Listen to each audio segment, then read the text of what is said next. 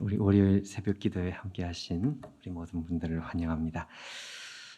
말라기 우리 오늘 3장 13절, 우리 말라기 3장 끝부분이 되겠는데, 말라기 3장 끝부분 우리 다시 한번 보겠습니다. 우리 지난번에 말라기 3장 13절부터 15절까지 우리가 읽었는데, 사실은 15절까지가 아니라 18절까지 이제 하나의 단락이라고 볼 수 있습니다.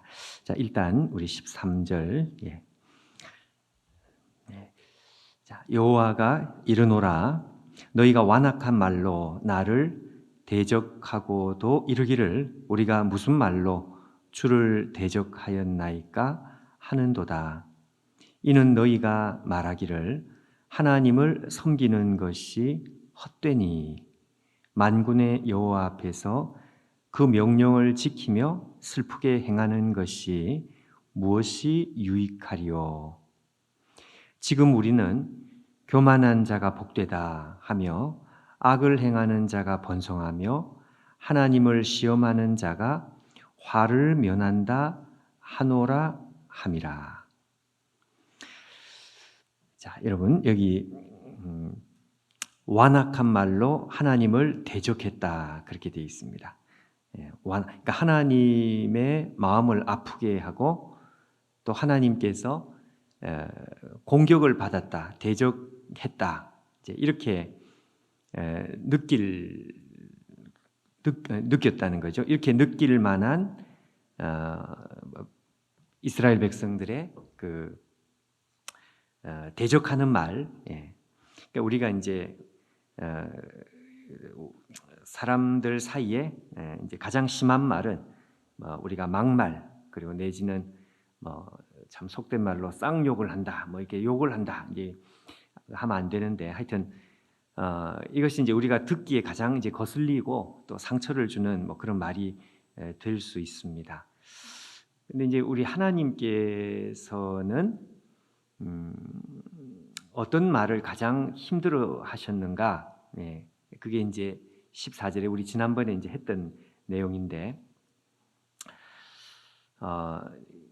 한마디로 냉소주의적인 말이었다는 것입니다. 그러니까 하나님에 대한 기대감이라는 것이 하나도 없이 하나님을 섬기는 것이 헛되다, 하나님을 섬기는 것이 헛되다라고 생각하는.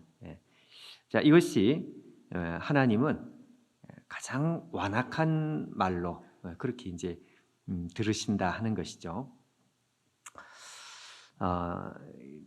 자, 이 기대감, 기대, 하나님을 향한 기대. 자, 이것이 얼마나 중요한가, 이제 이것이 얼마나 우리의 신앙의 본질인가, 그걸 여러분 우리가 이제 생각을 지난 시간에 했는데, 자, 오늘은 똑같은 얘기지만 이제 뒤집어 가지고요. 반대급부로. 그럼 하나님을 가장 기쁘게 하는 것은 어떤 말인가? 그것은 하나님을 향한 이제 기대하는 말이 되겠죠. 기대하는 말.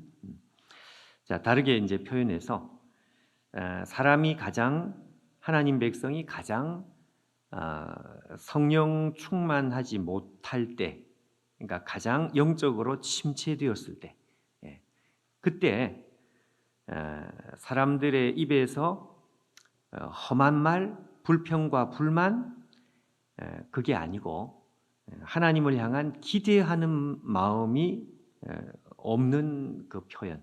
그래서 지난 시간에 우리가 어떤 말을 했는가 하면, 하나님을 향한 불평과 불만은 이제 안 좋은 것이지만 불평과 그 불만보다 더 안 좋은 것은 기대하지 않는 것이다, 이제 그런 말을 했습니다. 자, 그게 제일 안 좋은 거다 이거죠. 이제 반대로 우리가 성령 충만할 때 나타나는 것이 무엇인가? 성령 충만할 때 우리가 하나님을 향한 기대하는 마음, 또 기대하는 말, 이게 이제 충만해집니다. 자, 그래서 성령 충만하면 우리 가운데 이제 꿈이 생긴다고 하는 이유도 바로 이제 그런 차원이죠.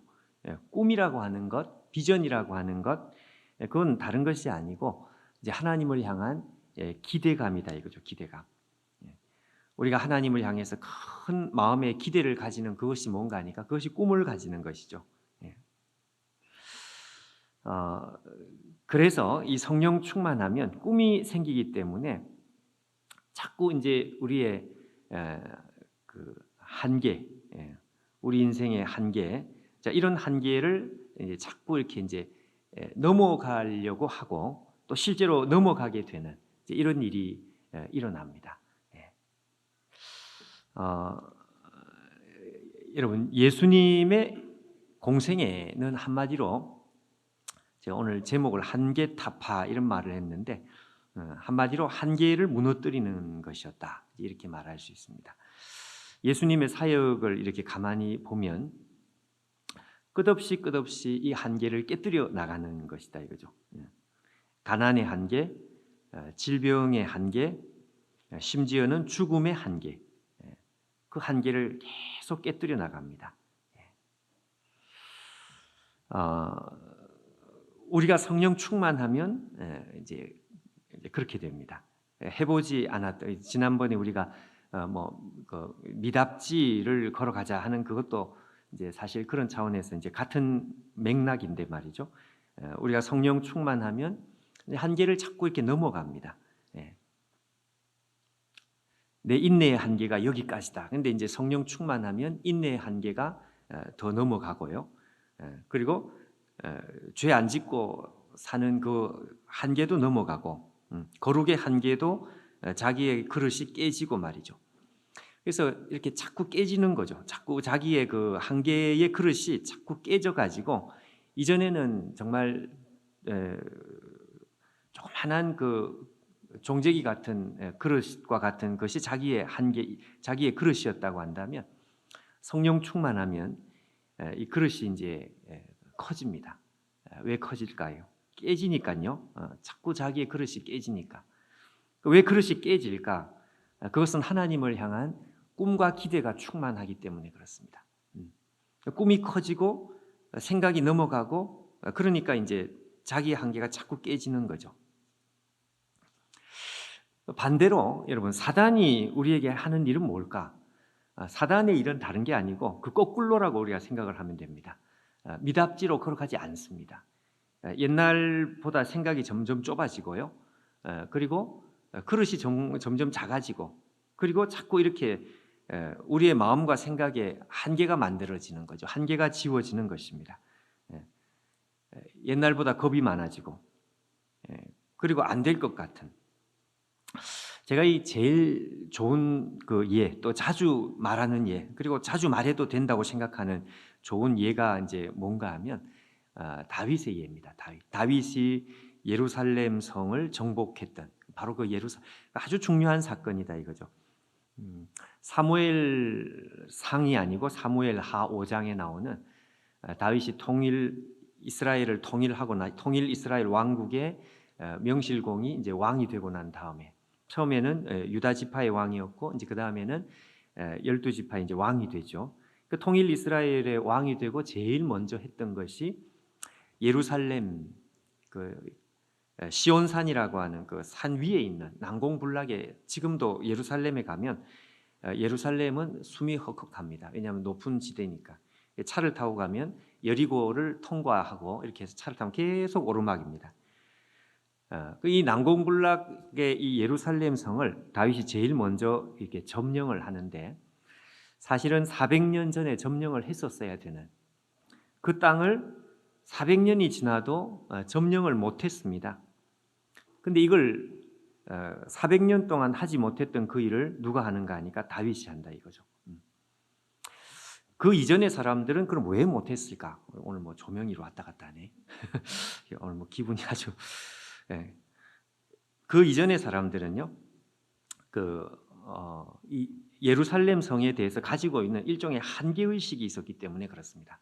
한계 의식이라는 것은 저거는 안 될 것 같은, 정말 저것은 우리의 힘으로 안 될 것 같은 근데 하나님께서 정복을 하라 그랬는데 아무리 봐도 이거 뭐 방법이 없다. 이거 완전히 그냥 에, 한쪽은 그 절벽이고 삼면을 이렇게 해서 깎아 질러 놓기 때문에 절벽이니까 이거 그냥 문 닫아 놓으면 이것은 들어가지 못해요. 예. 근데 이제 다윗이 달랐던 한 가지 그 다윗의 다른 점은 다른 게 아니었고요. 생각이 달랐습니다. 왜 그럴까? 다윗은 성령 충만했기 때문에. 인간적으로는 분명히 이게 안 된다고 생각하는 것이 맞을지 모르겠어요. 근데 하나님께서 하라 그랬거든요. 여호수아 시대에 400년 전에 점령을 하라 그래. 자, 그럼 하나님께서 왜 하라고 했을까? 그건 우리가 할 수 있으니까 하라고 하지 않았느냐? 못할 것 같으면 처음부터 하지 마라 그랬을 텐데. 근데 하나님께서 분명히 명령을 했다. 그러니 꿈을 가진 거죠. 다윗이 꿈을 가진 거죠. 분명히 다윗은 꿈만 가진 것이 아니라 그 꿈과 비전을 따라서 준비를 많이 했었습니다. 그래서 이 그 특수부대를 만들어 가지고 거기에 이제 이 물 숫자의 입구자, 물길, 그러니까 수구, 비밀 통로죠. 물이 통과하는 이 비밀 통로. 왜냐하면 이 예루살렘은 그 물이 문제였기 때문에 그렇습니다. 전쟁이 나면 물을 조달할 방법이 없는데, 근데 물이 외부에서 와야 되니까 분명히 무슨 길이 있을 것이다. 그래서 다윗이 나중에 그 길을 발견해 가지고 그쪽으로 이제 들어갑니다. 그래서 결국은 예루살렘을 정복합니다. 그러니까 이 출발은 방법에서부터 출발을 한 게 아니고 하나님께서 주시는 그 마음의 생각의 한계를 이걸 깨뜨리는 것. 절대로 꿈꾸지 말라고 생각하는 사람들의 그 생각을 깨뜨리는 것. 한계를 깨뜨리는 한계 상황을 무너뜨리는 것. 거기서부터 출발을 한 것이다 이거죠. 이게 이제 그 성령 충만한 사람의 특징입니다. 여러분 예수님께서 하신 말씀이 할 수 있거든이 무슨 말이냐 그랬습니다. 믿는 자에게는 능치 못할 일이 없느니라. 우리가 이 말씀을 어떻게 항상 생각을 하는가 하면 결과주의적으로 생각합니다. 그러니까 이게 결과적으로 되냐 안 되냐. 그래서 약간 이 마술적인 할 수 있거든이 믿는 자에게는 능치 못할 일이 없느니라. 굉장히 좋은 말씀인데 이 말씀을 약간 마술적인 그리고 약간 성과주의, 약간 결과적인. 근데 예수님께서 하시는 말씀은 이 뭔가 하니까 할 수 있거든이 무슨 말이냐? 믿는 자에게 능치 못할 일이 없다.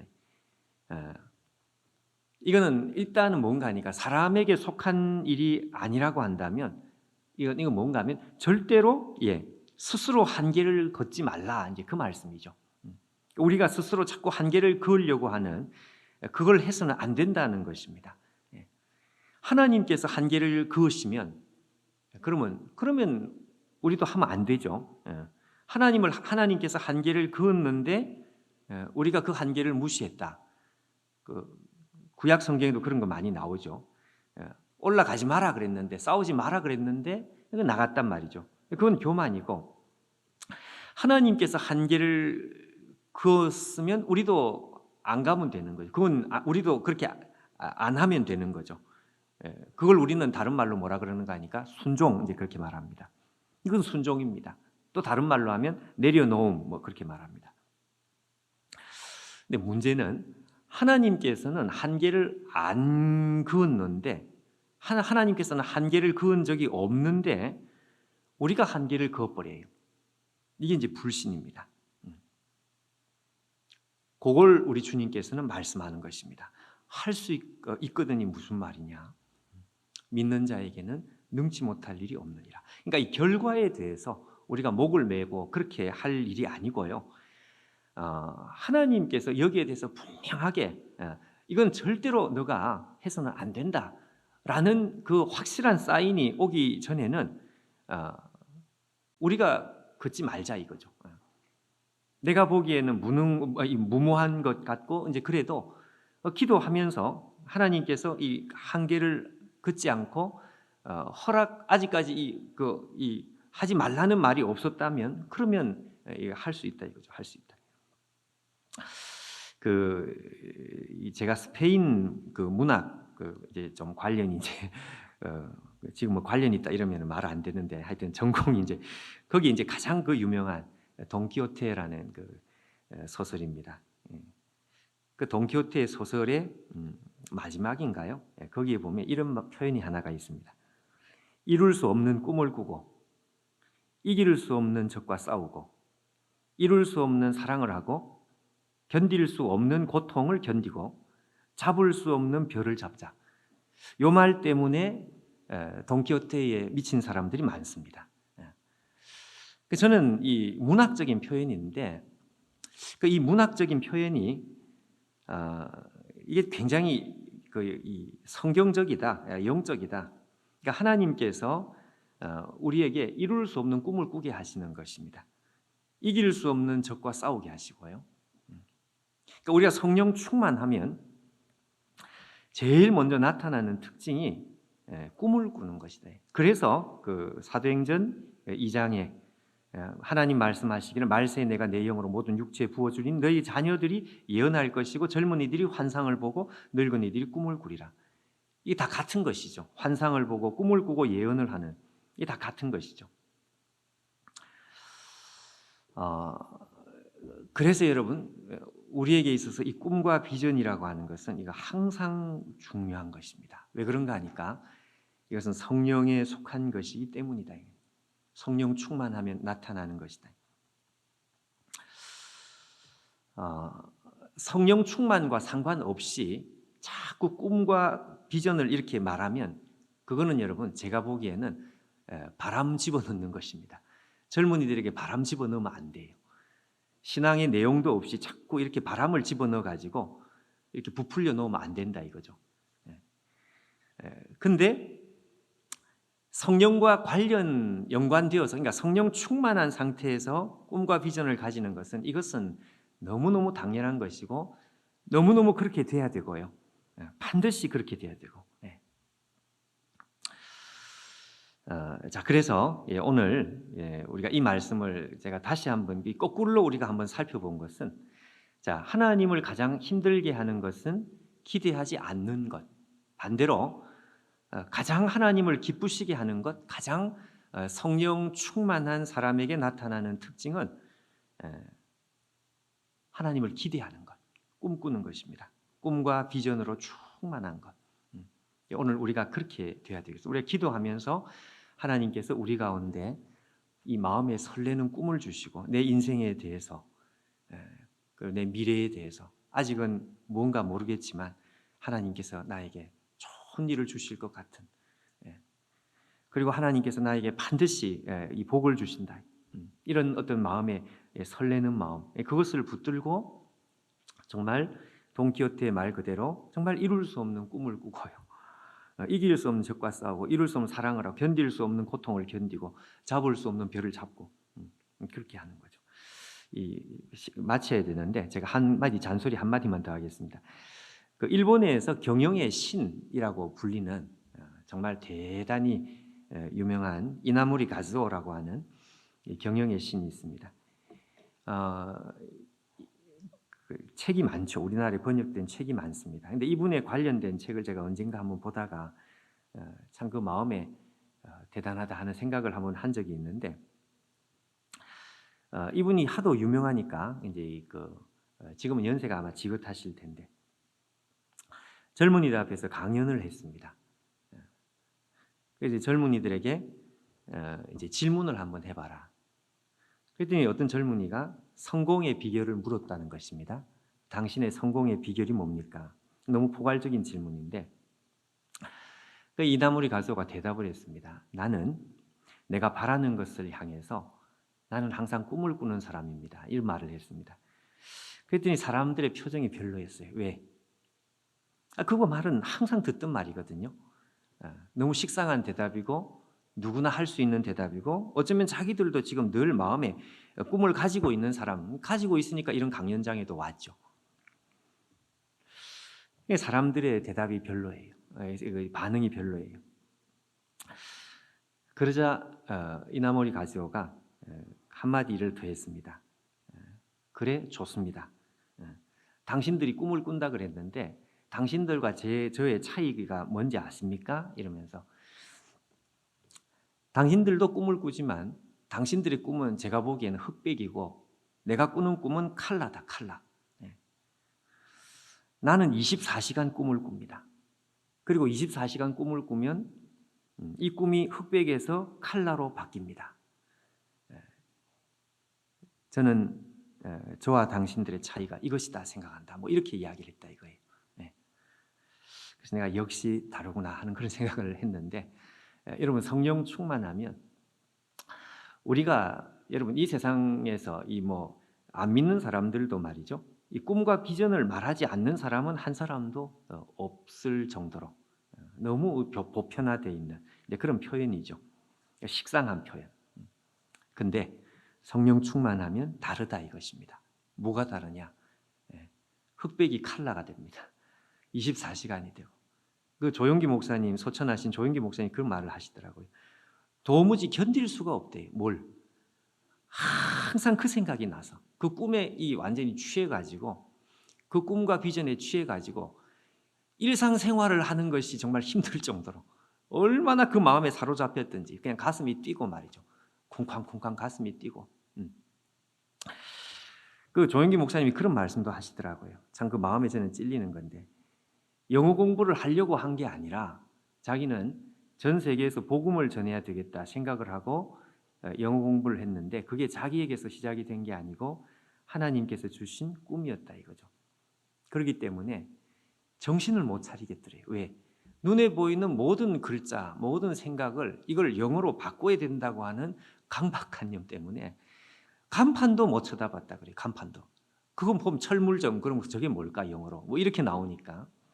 그래서 제가 그걸 보면서 야 역시 다르다 그런 생각을 제가 한 적이 있죠. 여러분 하나님을 섬기는 것이 헛되니 절대로 이렇게 되면 안 된다.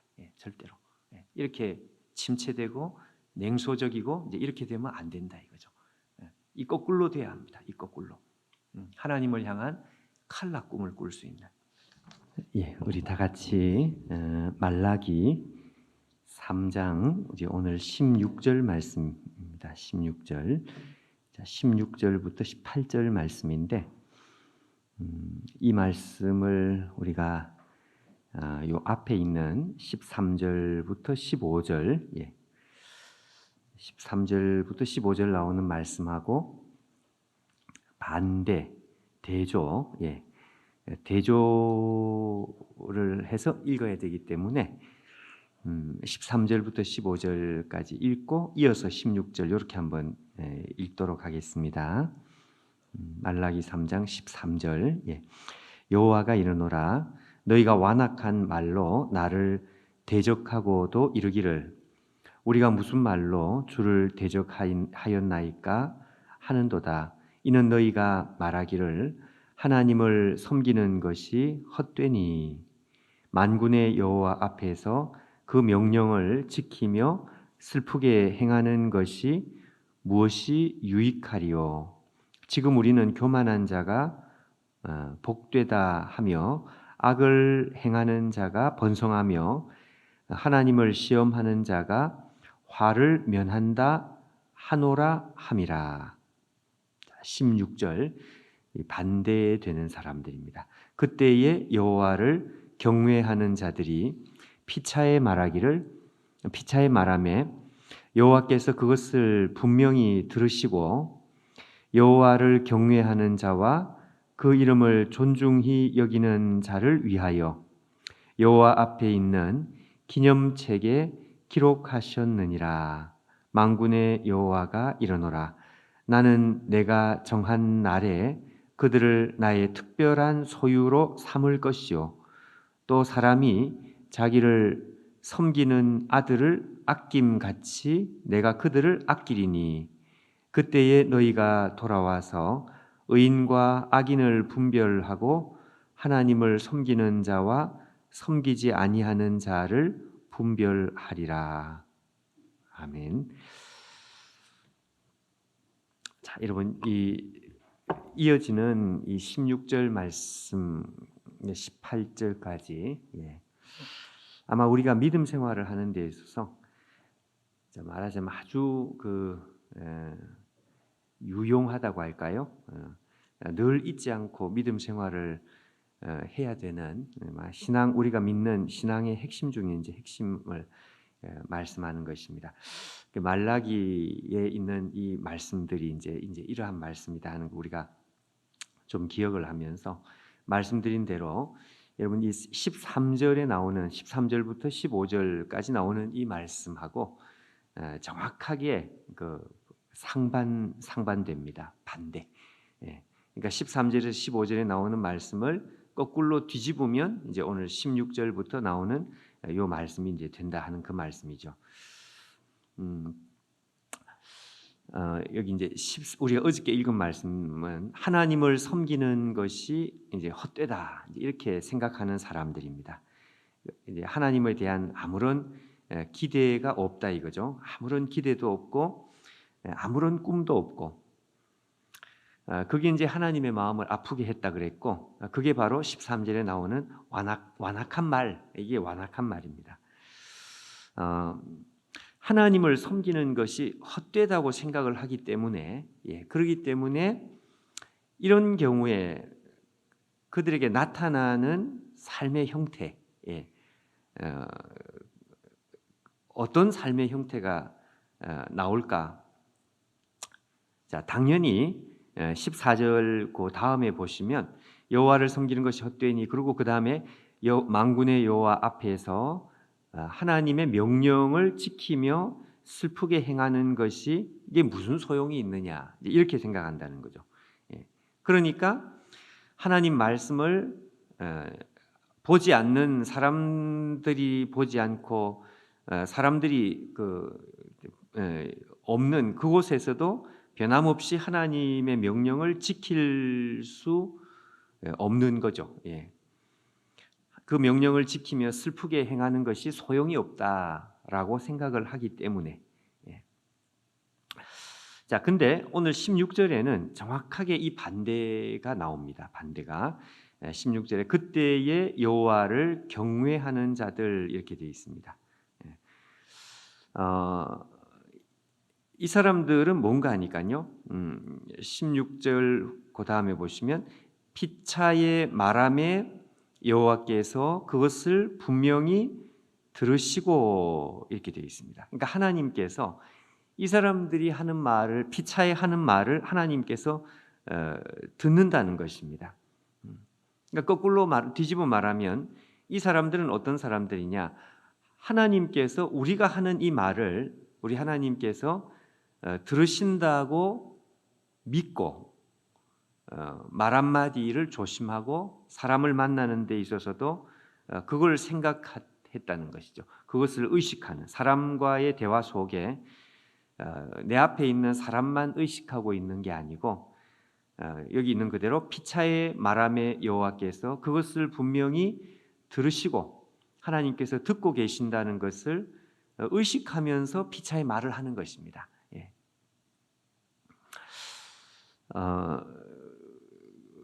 왜 그런가? 앞에 나오는 말하고 반대라 그랬기 때문에 여호와를 섬기는 것이 헛되다고 생각을 안 하기 때문에 그렇습니다.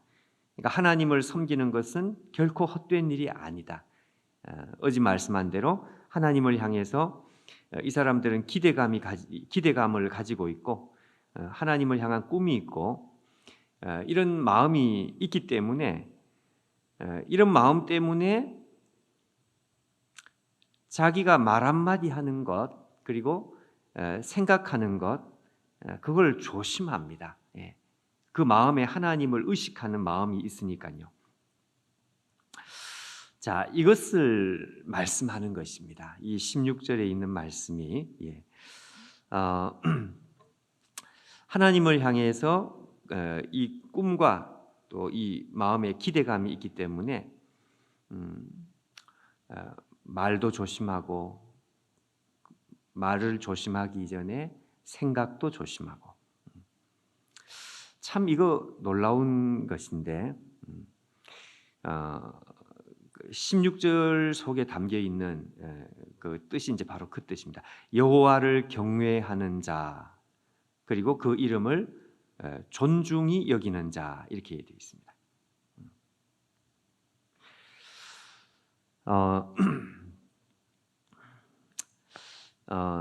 여러분 여기 그 여호와를 경외하고 그 이름을 존중히 여기는 자를 위하여, 자 여러분 여기 여호와 앞에 있는 기념책 이런 표현이 있죠. 기념책에 기록하셨느니라 이 표현이 있습니다. 고대 이제 이 중근동 지역의 이 왕들 앞에는 실제로 그 책이 있었다 그럽니다. 책이. 그 책은 무슨 책이냐? 아마 우리나라도 마찬가지겠죠. 신하들이 그 앞에 있는 책을 늘 이렇게 읽어 드리는데, 그 읽어 드리는 책은 무슨 명심보감 이런 책이 아니고요.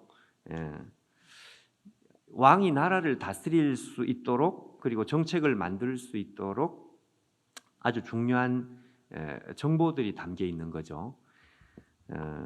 그 정보들 가운데에는 아주 중요한 것이 뭔가 하니까 왕의 신하들이 무슨 행동을 하는지, 그 왕이 매일 지방에 내려갈 수 없으니까 지방관들이 무슨 일을 하는지, 심지어는 그들이 무슨 말을 하는지, 그러니까 일종의 그 비밀 사찰입니다. 아주 샅샅이 사찰을 하고 조사를 해가지고 왕이 다 가볼 수 없고 또 일거수일투족을 왕이 다 그걸 이렇게 챙겨 볼 수가 없으니까, 그러니까 이제 왕의 신하들이 다 이렇게 퍼져가지고 그 지방관들이 하고 있는 일들, 또 그들이 하는 말들, 돌아다니는 말들, 또 뭐 신하들이 하고 있는 행동들, 이걸 다 이렇게 이제 기록해가지고 매일 이제 왕 앞에 이제 보고를 하는 거죠. 이게 책이라기보다는 일종의 보고서인데 그걸 하고 있다는 것입니다. 하나님도 마찬가지다. 하나님도 마치 그와 같이 그 당시에 있는 어떤 그 통치의 그 관습 이런 걸 이제 가지고 설명을 해주시는 것이 이제 바로 그런 것이죠. 하나님 앞에도 책이 있다. 책. 근데 그 책에는 하나님의 백성들이 무슨 말을 하는지, 하나님의 백성들이 어떻게 생각을 하는지 그걸 다 이렇게 기록하는 책이 있다고 말씀을 하고 있습니다. 여러분 실제로 책이 있느냐 없느냐 그게 중요한 게 아니고 그 책이 뭐 이 책이 아니죠. 책이 아니라 하나님이 다 알고 계신다. 이제 그 말을 그렇게 표현하는 것인데, 10계명 10가지의 계명 중에서 그 첫 번째 그리고 두 번째, 이 두 번째 계명, 두 번째 계명이 바로 오늘 이 말씀의 정확한 설명입니다. 두 번째 계명은 형상을 만들지 말라. 하나님의 형상을 만들지 말라. 하나님의 형상을 만들지 말라고 하시는 이유는 다른 것이 아니라 우리 하나님께서는 눈에 보이지 않지만 그러나 다 보고 계신다. 그걸 표현하는 것이죠. 다 보고 계신다. 보고 계시고 심지어는 우리의 생각을 알고 계시고, 그렇기 때문에 하나님의 형상을 만들 필요가 없습니다. 그러니까 옛날 이 통치자들은 지방관들 옆에 이게 이제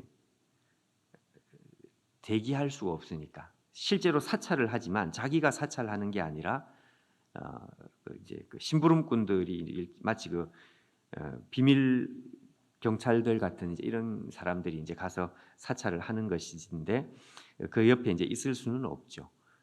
그래서 이제 형상을 만듭니다. 곳곳에 형상을 만듭니다. 그 곳곳에 만드는 형상은 다른 목적, 자기 그냥 권위를 높이는 그런 차원도 물론 있겠지만 그것보다는 이 왕은 항상 여기에 있다. 우리나라도 오래전에, 지금은 아마 제가 최근에도 그 대통령의 사진을 뭐 걸어야 되느냐 말아야 되냐 뭐 그런 이야기를 제가 들어본 적이 있는 것 같고, 오래전에 그랬죠. 그리고 제 터키에 그 한번 가본 때 그때 터키에 가는 곳곳마다 아타투르크, 케말 파샤입니다. 케말 파샤. 터키의 그 국부라고 했던 아버지라고 하는 그 아타투르크 그 사람의 사진이 관공서뿐만 아니라 곳곳에 다 이렇게 걸려 있어요. 그 이제 기본적인 그 취지는 똑같습니다. 취지는 그 사람의 이 통치자의 눈은 여기에 지금도 있다. 이제 이런 거죠. 여기에 있다. 우리 교육자님들 사무실에 이래 가면은 사무실에 어떤 분들은 뭐 누군지는 저도 잘 모르고 어떤 분들은 사진을 이렇게 걸어 놓습니다. 아기 사진 또 사모님 사진은 못 본 것 같은데 사모님 사진을 아마 걸어 놓으면 일이 아마 잘 안 될 거예요. 무서워가지고 늘 나를 보고 있다. 뭐 이런 생각을 하지 않을 거예요. 그런 거죠, 그런 거. 그러니까 이제 하나님께서 형상을 만들지 말라고 하는 것은 그렇게 형상을 만들 필요가 없다는 것입니다. 없는데 마치 있는 것처럼 그렇게 만들 필요 없다. 왜냐하면 내가 실제로 거기에 있으니까 실제로 그 자리에 다 있고 하나님께서 모든 것을 다 쳐다보고 계시기 때문에 그러니까 굳이 형상을 만드는 그것은 오히려 하나님을 모독하는 것이다. 아니 사람이 있는데 왜 형상을 만듭니까? 제가 여기 있는데 뭐 이렇게 동상 만들 필요가 뭐가 있어요? 그러니까 형상을 만들지 마라 이거죠. 그러니까 그 말은 뒤집으면 나는 보고 있다. 근데 하나님을 경외하는 사람들은 그걸 알고 있는 거죠. 그걸 알고 있기 때문에 말 한마디를 조심합니다. 피차 말하매 여호와께서 그것을 분명히 들으신다고 믿는 사람들. 이 사람들이 하나님을 경외하는 사람들이다. 왜 그런가 하니까 하나님에 대한 기대도 있고 마음의 꿈도 있고 하나님을 향한 마음의 이 설레는 기대감을 늘 가지고 있기 때문에 그러니까 말을 조심하는 것입니다. 여러분 그 모세가 애굽을 떠나서 출애굽을 했을 때 그 출애굽을 하는 모세의 신앙의 가장 밑바닥에 있는 어떤 그 원동력이라고 할까?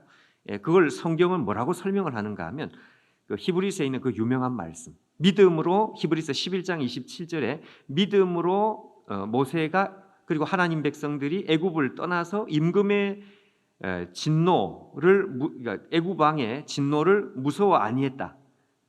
왜 무서워하지 않았느냐? 그 다음에 보이지 않는 하나님을 보는 것처럼 참았다고 되어 있습니다. 보는 것처럼 인내했다. 하나님은 안 보이는데 마치 보는 것처럼 생각했다 이것입니다. 실제로 그렇게 의식했다 이거죠. 의식했다. 그걸 의식하다 보니까 눈앞에 있는 바로가 별로 두렵지 않았어요.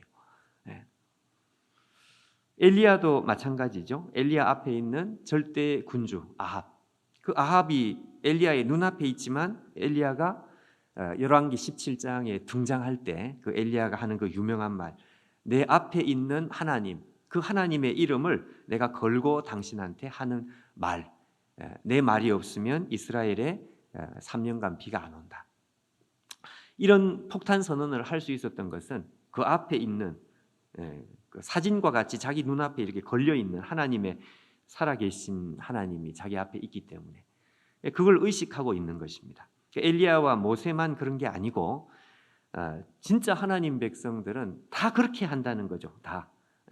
그 사람들을 하나님을 경외하는 자라고 말을 하고 하나님을 존중히 여기는 사람들이라고 하나님께서 인정을 하는데 바로 그 하나님을 의식하면서 그리고 하나님을 기대하면서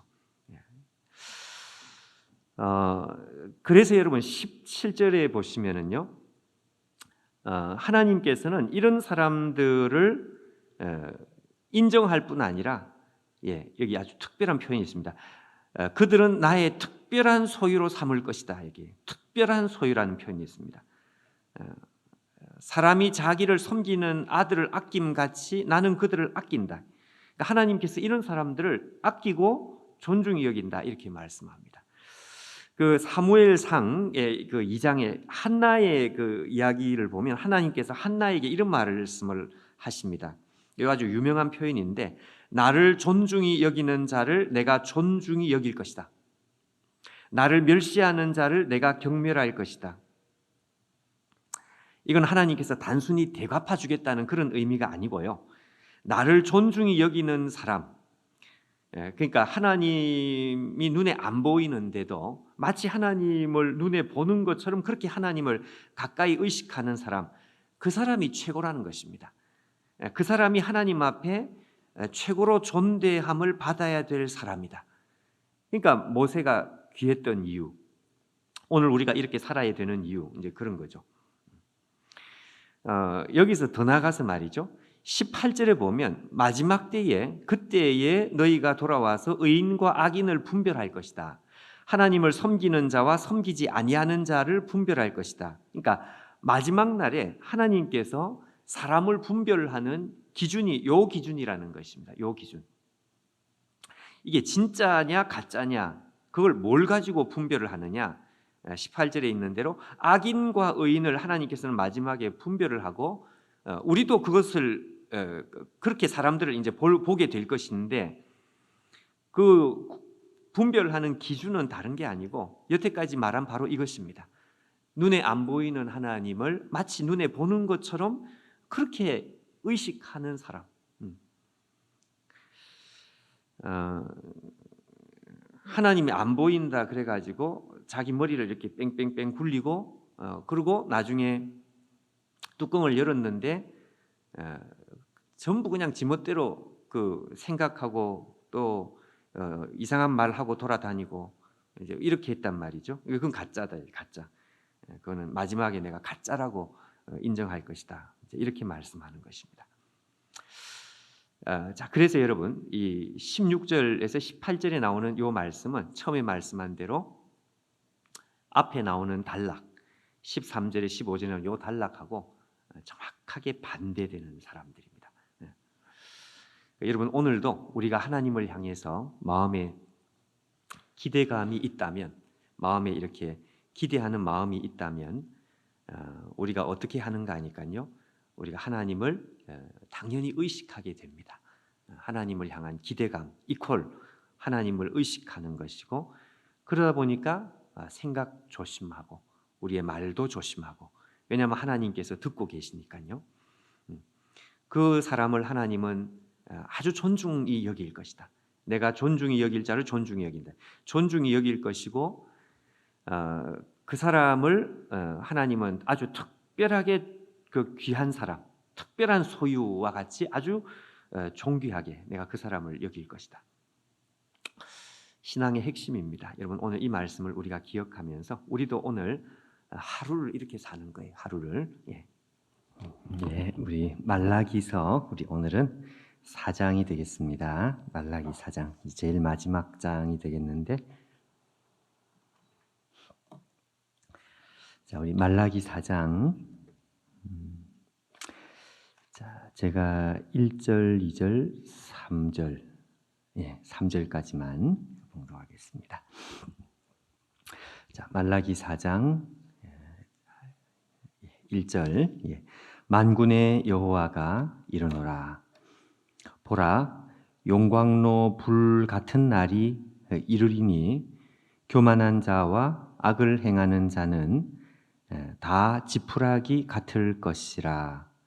그 이르는 날에 그들을 살라 그 뿌리와 가지를 남기지 아니할 것이로되. 2절에 내 이름을 경외하는 너희에게는 공의로운 해가 떠올라서 치료하는 광선을 비추리니 너희가 나가서 외양간에서 나온 송아지 같이 뛰리라. 또 너희가 악인을 밟을 것이니 그들이 내가 정한 날에 너희 발바닥 밑에 재와 같으리라. 만군의 여호와의 말이니라. 자, 여러분 여기에 어떤 한 날이 다가온다 이런 말씀이 있습니다.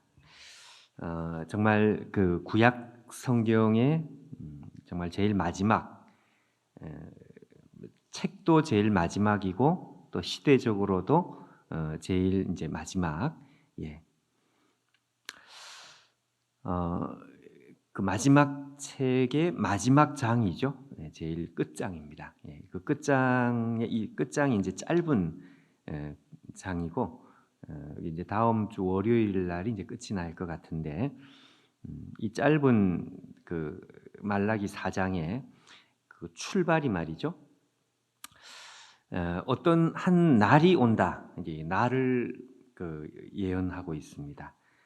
어떤 한 날, 어떤 한 새로운 시대 이제 이것인데 여기 이제 용광로 불 같은 날, 용광로 불 같은 날 이렇게 표현했는데 우리가 가지는 옛날 성경은 격렬한 풀무불 같은 날. 요게 좀 더 저는 그냥 친숙한 느낌인데 하여튼 똑같은 뜻이죠. 격렬한 풀무불 같은 날. 예. 자, 날이 온다는 것입니다. 어떤 한 날이 온다.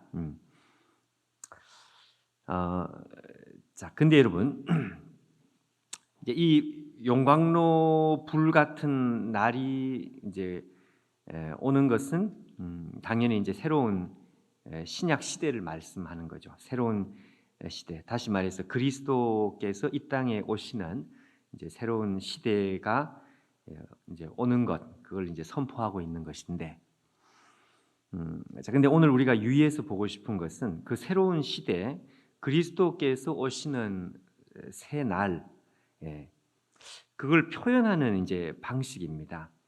그 1절 말씀은 우리가 다시 한번 우리가 생각을 해야 될 것인데 풀무불 같은 날, 자, 요 표현보다 이제 더 중요한 것은 2절에 나오는 내 이름을 경외하는 너희에게는 공의로운 해가 떠올라서 이렇게 되어 있습니다. 공의로운 해가 떠올라서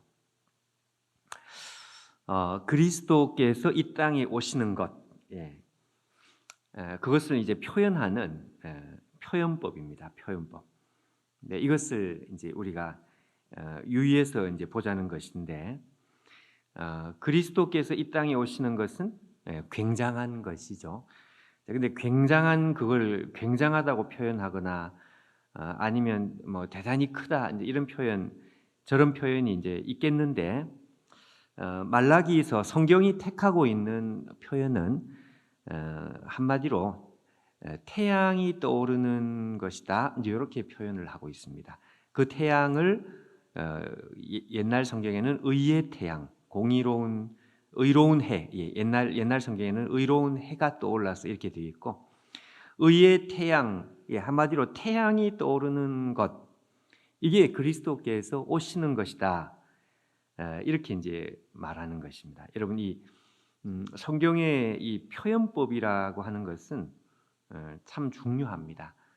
이걸 어떻게 잘 표현해서 의사 전달을 잘하는 것도 중요하지만 그 속에 담고 있는 그 의미를 사람들에게 이렇게 알아들을 수 있는 말로 알아들을 수 있는 말 이전에 어떻게 하면 그것을 좀 잘 담을 수 있을까, 표현할 수 있을까? 왜냐하면 이 언어라고 하는 것은 이게 단순한 표현의 도구 정도가 아니고요. 뭐 언어를 연구하는 이제 이 학자 그들이 이제 발견하는 것이 바로 그것이죠. 이건 단순한 도구가 아니다. 언어라고 하는 건 단순한 도구가 아니고 이 언어 자체가 없으면 이 생각, 사고 자체가 불가능해지는 이제 이 정도가 된다는 것을 이제 깨닫는 것이죠. 그러니 이제 이게 단순한 도구가 아니라 언어가 없어도 생각은 할 수 있다. 이게 안 된다 이것입니다. 이 생각이라는 것은 언어가 빠지면 안 된다. 그래서 이제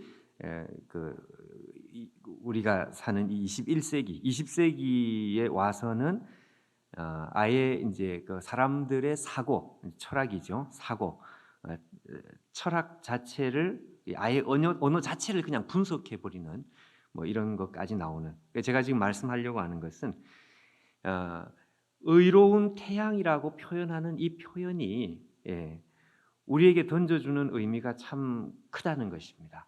여러분 우리 교회 그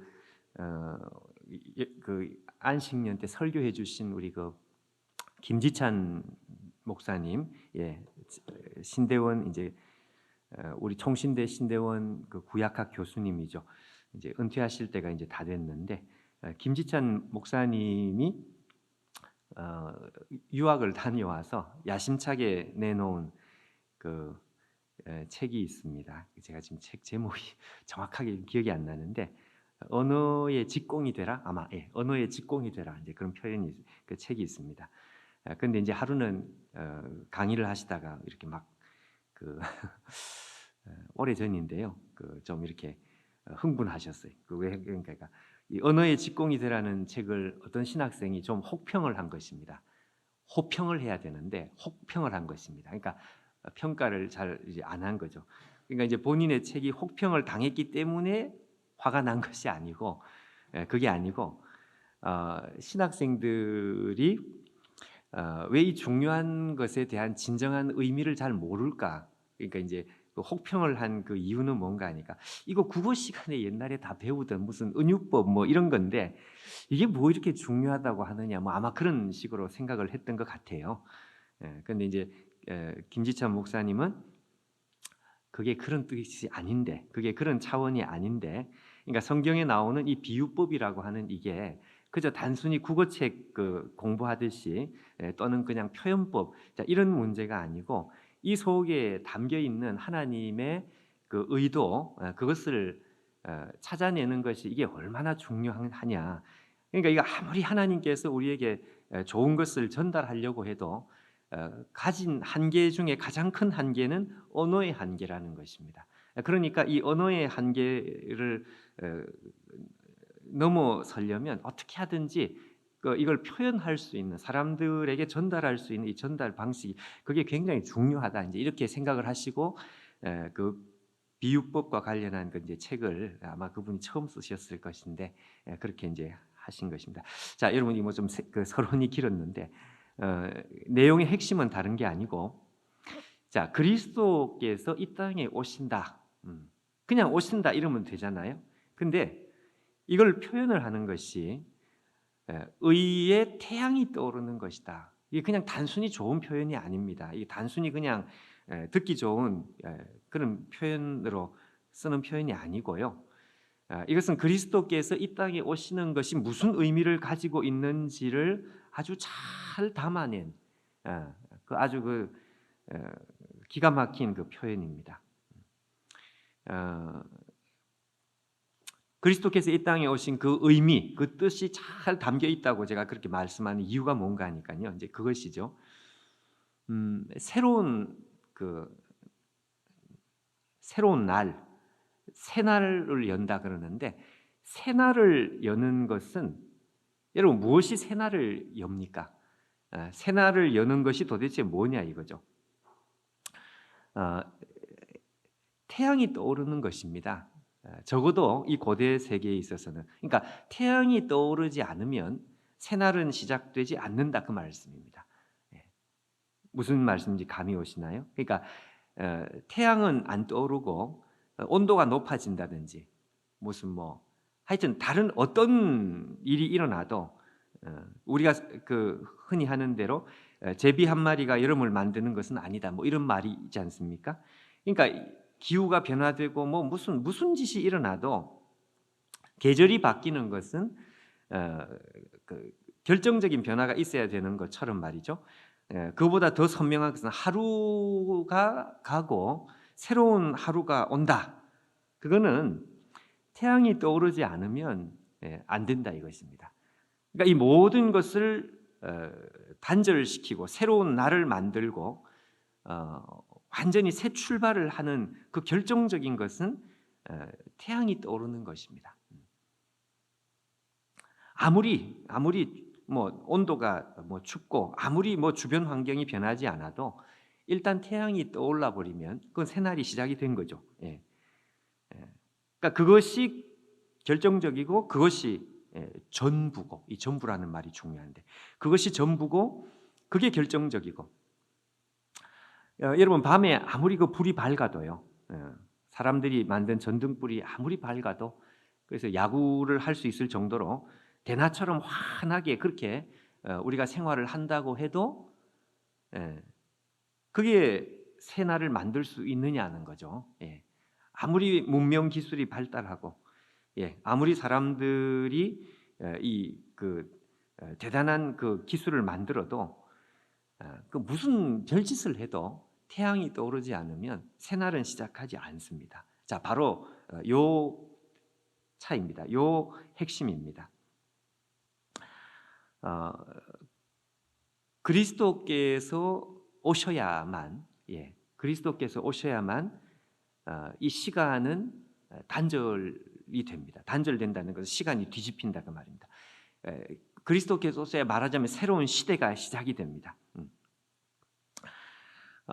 그리스도께서 오지 않으면 인간이 무슨 짓을 해도, 인간이 어떤 기술을 가지고 있어도, 또는 인간의 어떤 도덕성을 가지고서도 새날은 시작할 수 없다. 그것이죠. 그걸 지금 말씀하는 거죠. 인간의 지식으로도, 인간의 기술로도, 인간의 도덕성으로도, 인간의 무슨 뭐 예술성으로도, 무슨 경제로도, 무슨 정치로도, 아무리 인간이 발버둥을 쳐도 역사의 새로운 날을 만들 수는 없다. 그 모든 것이 다 없어도 딱 한 가지가 필요한데 그것은 그리스도께서 오시면 된다 이것입니다. 자, 여러분, 이걸 왜 우리가 이렇게 강조를 해야 될까? 이게 여러분 전부기 때문에요. 그러니까 한 사람의 인생이 달라지는 데 있어가지고 다른 어떤 것이 필요한 것이 아니고 오직 그리스도께서 이 땅에 오심, 그리스도의 오심, 그게 세상의 역사를 바꾸고 우리 인생을 바꾸고 하여튼 모든 것을 다 바꾸는 것, 모든 것을 다 바꾸는, 지난주 우리 임원택 목사님 말씀하신 것처럼 모든 것을 다 바꾸는 필요 충분 조건, 뭐 그런 말씀을 했는데, 하여튼 모든 것을 다 바꾸는 것은 유일하게 딱 한 가지, 그리스도께서 이 땅에 오시는 것. 자, 여러분, 이것을 한마디로 표현을 해보자고 하니까 의의 태양이 떠오르는 것이다, 이렇게 표현하는 것입니다. 여러분, 이것을 저는 제일 잘 해석을 한, 지금 제가 이렇게 우리가 그리스도의 오심은 유일하게 새로운 날을 만드는 것이고 모든 것을 바꾸는 것이고 역사를 바꾸는 것이고 인생을 바꾸는 것, 그것은 그리스도의 오심, 그것 외에는 없습니다. 요거죠. 요 내용이죠. 자, 요 내용을 말라기서는 의의 태양이 떠오르는 것이다, 이렇게 표현을 했는데, 이거를 신약 성경에서는 너무너무 잘 표현한 구절이 하나가 있습니다. 우리가 잘 아는, 암송하는 구절이죠. 고린도후서 5장 17절. 그런즉 누구든지 그리스도 안에 있으면 새로운 피조물이라. 이 그리스도의 오심이라는 건 바로 이런 것이다 이거죠. 그리스도께서 이 땅에 오셨다는 것은 새로운 피조물이 시작이 되는 것이다. 이전 것은 지나갔으니 보라 새 것이 되었도다. 감탄사입니다. 이전 것은 지나갔으니 보라 새 것이 되었도다. 그리스도 안에 있으면 누구든지 새로운 피조물이라. 그러니까 그리스도께서 이 땅에 오심, 그 의미를 잘 설명한, 여러분 한번 생각해 보십시오. 이 새로운 피조물이라고 하는 표현입니다. 그리스도께서 오신 이 오심이라고 하는 이것이 도대체 뭘 바꿔놓느냐? 그리스도께서 이 땅에 오셨다는 것이 10년을 돌리는 것이 아니고 100년을 돌리는 것이 아니고요, 1000년을 돌리는 것이 아니라 아담 이후로 피조세계 전체를 뒤집어서 돌려놓는, 단절시키고 새롭게 만드는, 그게 새로운 피조물이라는 뜻이죠. 새로운 피조물. 그 로이드 존스 목사님이 회심을 제대로 했습니다. 그러니까 20세기의 그 유명한 영국의 설교자였던 그 로이드 존스 목사님이 그의 이제 전기 40년 그리고 40년에서 두 번의 두꺼운 책으로 전기를 이렇게 그 얀 머레이라는 사람이 책을 썼는데, 거기 보니까 로이 존스가 하나님 앞에 정말 제대로 회심을, 변화죠, 회심을 했는데 로이 존스로 하여금 제대로 회심을 하게 만들었던 하나님의 한 구절의 말씀은 고린도후서 5장 17절이었습니다. 바로 이 말씀이었습니다. 그가 깨달은 것입니다. 아, 그렇구나. 그리스도의 오심이라고 하는 것은, 이거는 우리의 과거를 단지 그냥 끝내는, 그 정도로 끝나는 게 아니라 10년, 100년이 아니고 1000년이 아니고 인류 역사 전체를 뒤집어 놓는 것이구나. 새로운 피조물이 되는 것이구나. 내가 이 땅에 새로운 피조물로 이렇게 되는 것이구나. 모든 것은 다 지나가는 것이구나. 모든 것은 싹 다 지나가고 정말 말 그대로 새 것이 된 것이구나. 이게 자기가 그리스도께서 이 땅에 오신 그것이 뭘 의미하는지를 정말 제대로 깨달은 거죠. 제대로. 그것을 말라기서는 바로 이 고린도후서 5장 17절의 요 의미를 말라기서가 한 단어로 표현을 하자니까 그리스도의 오심은 의의 태양이 떠오르는 것이다. 새날이 열리는 것이다.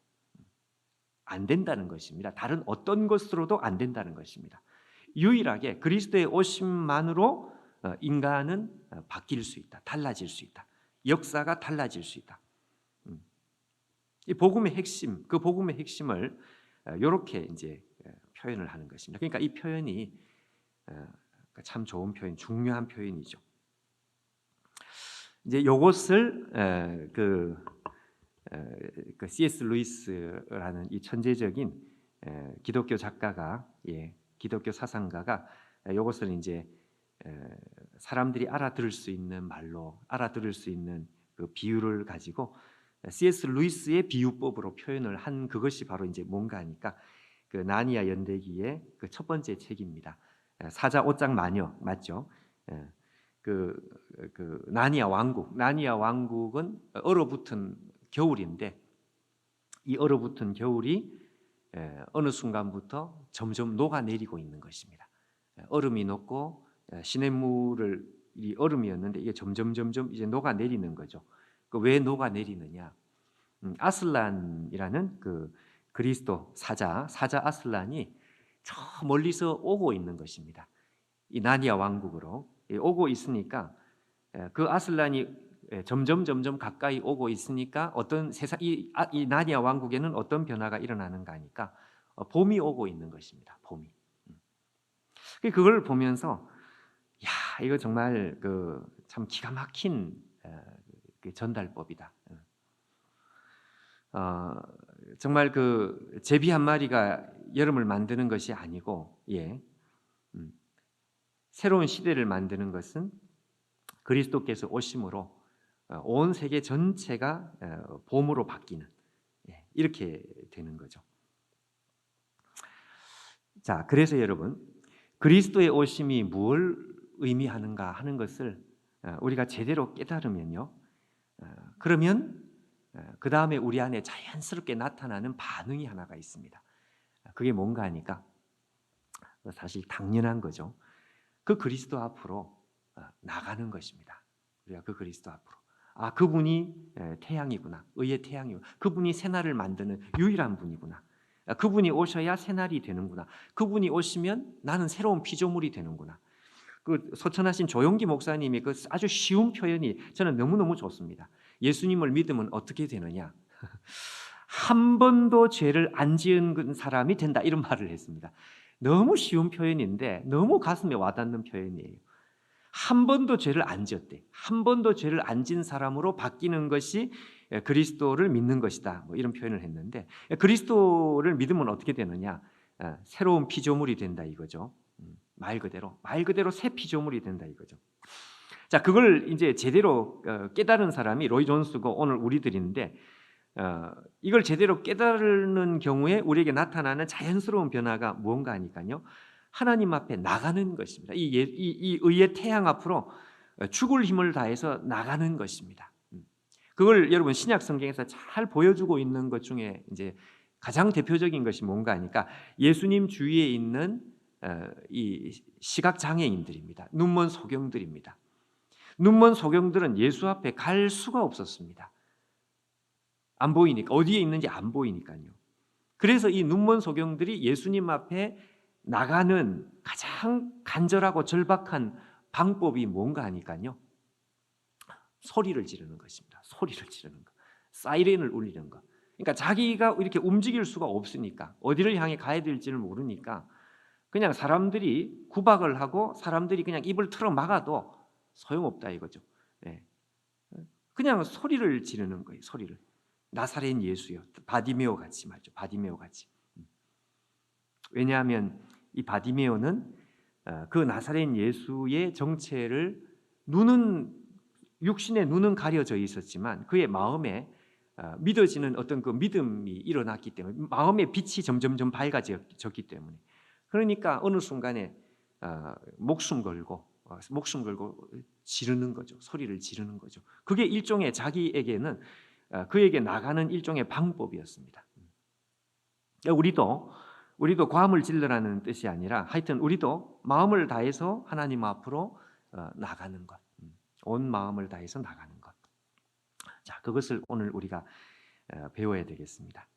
자, 여러분, 이 말라기 제일 끝, 구약 성경 제일 끝에 그리스도의 오심이 뭐냐, 그리스도가 이 땅에 오시는 것이 도대체 무엇이냐, 이것을 한마디로 태양이 떠오르는 것이다. 아주 적절하고 너무너무 절묘한 아주 정확한 그런 표현이라는 것을 우리가 생각하면서 우리가 다시 한번 마음에 이제 묵상을 하는 거죠. 오늘 하루 내가 그리스도 앞에 나가기만 하면 모든 것은 새로워진다. 모든 것은. 하여튼 과거에 참 지우고 싶은 모든 과거는 그리스도께 나가면 깨끗하게 다 지워진다. 어떤 사람은 또 그렇게 이야기하면 이렇게 또 대꾸를 한다고요. 다 지워진다 그래도 내 기억 속에는 그대로 남아 있는데, 근데 중요한 것은 내 기억 속에 남아 있는 것이 중요한 게 아니고 하나님의 기억 속에 스스로 하나님께서 없애버리고 지워 놓으신 것, 재판장의 기억 속에 없어진 것, 그게 중요하다 이거죠. 내 기억 속에서 없어지고 안 없어지고 그건 중요한 게 아닙니다. 원본 파일이 없어지면 없어진 것이다 이거죠. 그래서 여러분 오늘 우리가 이 아침에도 우리 주님 앞에 나가는 우리가 정말 기쁨으로 우리 목요일 새벽에 나오신 우리 모든 분들을 환영합니다. 함께 말라기 우리 4장, 자, 우리 어저께 읽은 4장 1절부터 제가 3절까지 다시 한 번 더 봉독을 하도록 하겠습니다. 말라기 4장 1절. 만군의 여호와가 이르노라. 보라, 용광로 불같은 날이 이르리니 교만한 자와 악을 행하는 자는 다 지푸라기 같을 것이라. 이르는 날에 그들을 살라 그 뿌리와 가지를 남기지 아니할 것이로되, 내 이름을 경외하는 너희에게는 공의로운 해가 떠올라서 치료하는 광선을 비추리니 너희가 나가서 외양간에서 나온 송아지 같이 뛰리라. 또 너희가 악인을 밟을 것이니 그들이 내가 정한 날에 너희 발바닥 밑에 재와 같으리라. 만군의 여호와의 말이니라.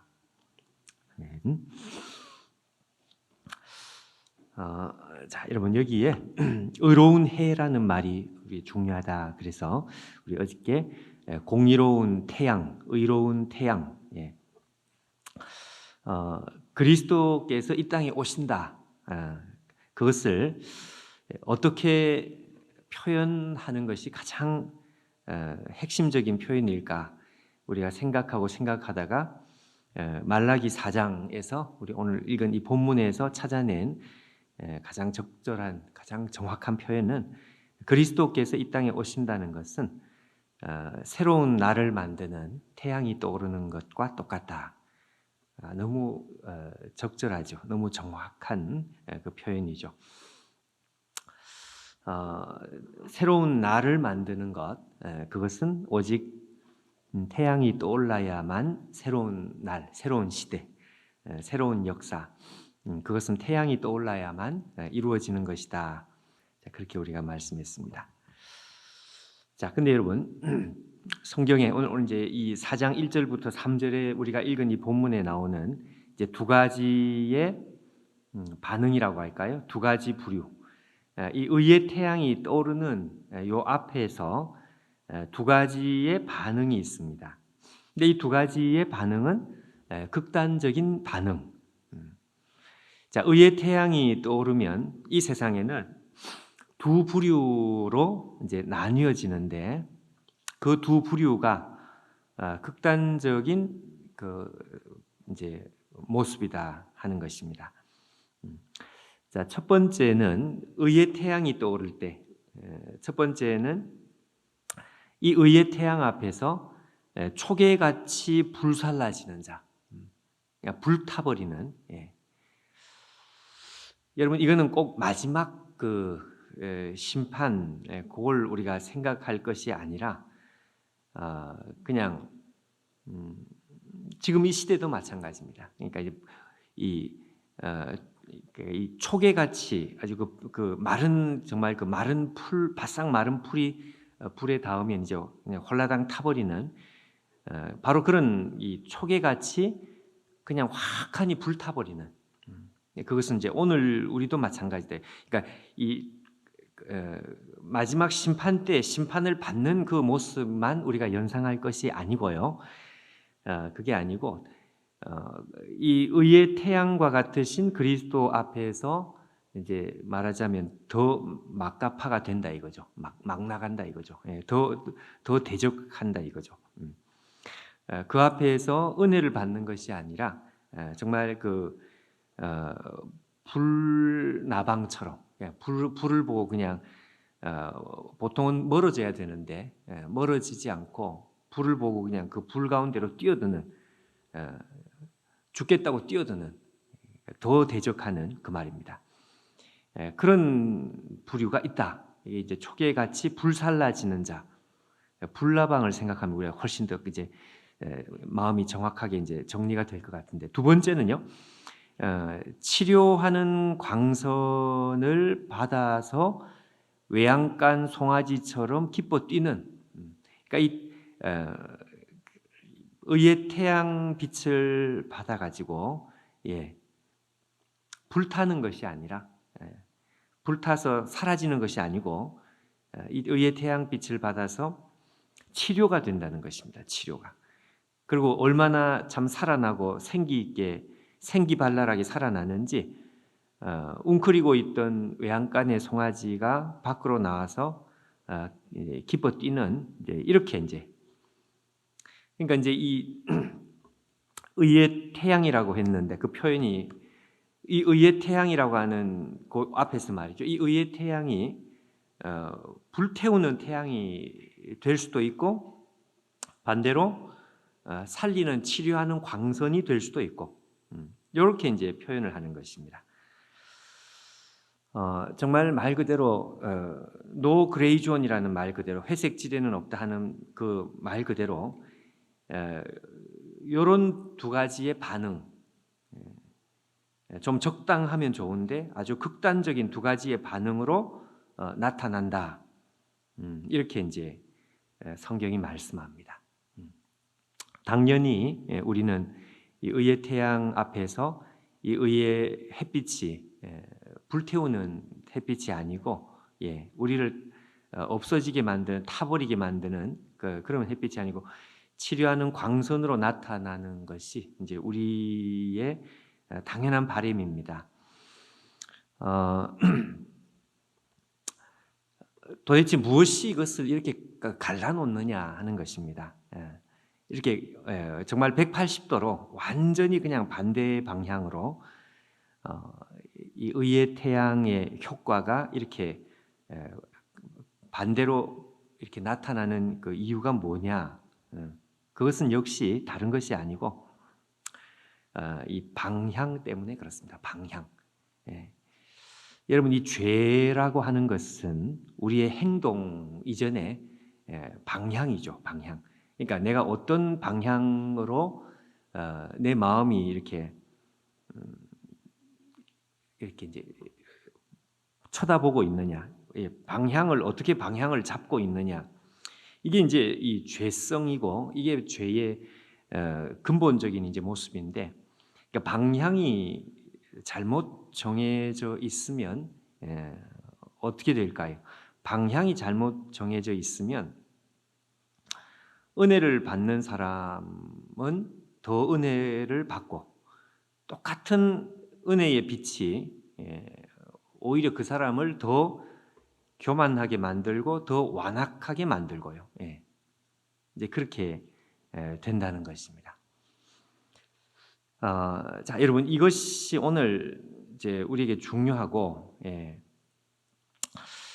좀 이렇게 선명하게 여러분 우리가 좀 그렇구나 이제 이런 마음을 가질 수 있도록 선명하게 우리가 좀 손에 좀 이렇게 잡힐 정도로 우리의 마음에 그림을 좀 그리는 것이 필요한데 여러분 방향이라 그랬습니다. 그 방향 구체적으로 말하면 어떤 방향일까요? 구체적으로 그리고 또 본질적으로 이렇게 한번 정확하게 표현을 해보면 하나님을 밀쳐내고 말이죠. 하나님을 밀쳐내고 스스로 주인 노릇하려고 하는 방향. 이게 사실 모든 인간이 가지고 있는 마음의 방향이죠. 마음의 자세죠. 하여튼 저 사람이 그 속에 뭐가 들어앉아 있는지는 모르겠지만 얕은 사람의 마음 속에는 스스로 주인 노릇하겠다. 스스로 주인 노릇하니까 하나님을 밀쳐낼 그 마음의 준비가 항상 이제 되어 있는 것입니다. 방향이 되어 있는 것입니다. 자, 그때에 말이죠. 그때에 하늘로부터 에너지가 오면 여러분 이 은혜라고 하는 것은 일종의 에너지인데 하나님의 은혜가 찾아오면 그런 마음의 방향을 가지고 있는 사람은 어떻게 될까? 당연히 은혜를 받는데 하나님과 멀어지는 것입니다. 근데 방향을 바꾸어서 내 마음의 방향이 스스로 주인 노릇하려고 하는 그 방향이 아니고요. 방향만 바꾸었습니다. 그냥 정말 내가 주인 노릇하는 것이 아니다. 하나님께서 주인 되시는 이 방향입니다. 그 사람에게는 은혜가 오면 하나님과 멀어지는 것이 아니고 점점 더 하나님과 가까워지겠죠. 이 방향이라는 것이 얼마나 중요한가 하는 거죠. 우리가 한 가지 예를 생각하면 아마 금방 우리가 더 이제 선명해지는데 우리가 잘 아는 여러분 탕자 비유입니다. 탕자 비유에 나오는 클라이막스 큰아들입니다. 큰아들. 나중에 큰아들이 와서 씩씩거리죠. 이 큰아들은 아버지 집에서 항상 머물러 있으면서 은혜를 받고 있었습니다. 근데 이 아버지의 은혜가 가장 크게 나타날 때 그때가 언젠가 하니까 동생이 돌아올 때죠. 동생이 돌아왔을 때 아버지의 은혜와 사랑이 크게 나타났는데 그때 이 큰아들은 더 이렇게 이제 본색이 드러납니다. 더 세집니다.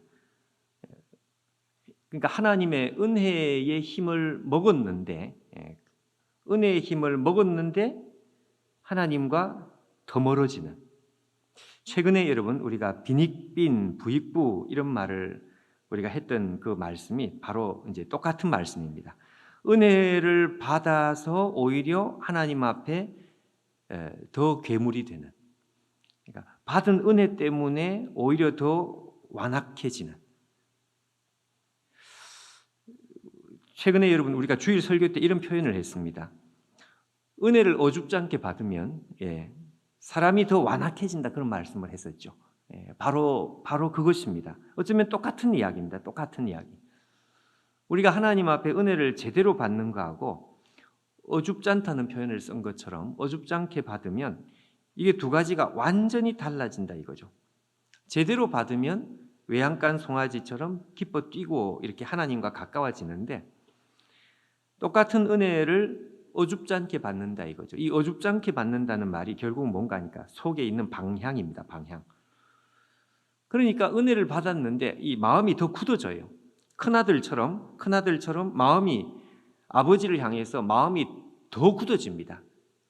더 단단하게 굳어집니다. 교만한 자는 더 교만해지고 겸손한 자는 더 겸손해지는데 문제는 방향 때문이다 이거죠. 방향.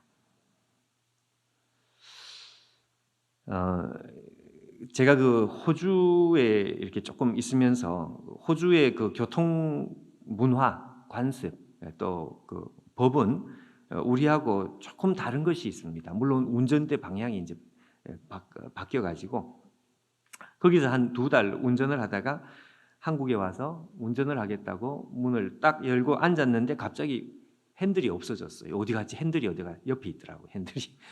그러니까 근데 이제 이게 교통 법규도 이제 좀 다릅니다. 어떻게 그 중에 다른 게 이제 뭔가니까요. 도로가 있으면 당연히 중간에 이제 그 중앙선 노란색 중앙 분리대가 아니라 중앙 분리선이 있고 그리고 양쪽 방향이 이제 반대가 되겠죠. 이제 예를 들어서 길가에 뭐 예를 들어 여유가 있어서 주차를 했다. 예. 그러면 주차를 하는 차가 말이죠.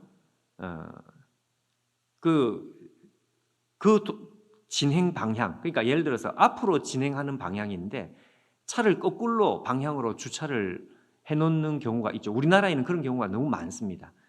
그러니까 그 길의 방향은 앞으로 가는 길인데 주차를 해놓는 것은 앞으로 방향으로 주차를 한 게 아니라 거꾸로 주차를 하는 경우가 있습니다. 우리는 그런 것이 문제가 안 되는데요. 호주에서는 주차를 그 방향으로 거꾸로 방향으로 주차를 하면 이게 이제 딱지가 떼지게 됩니다.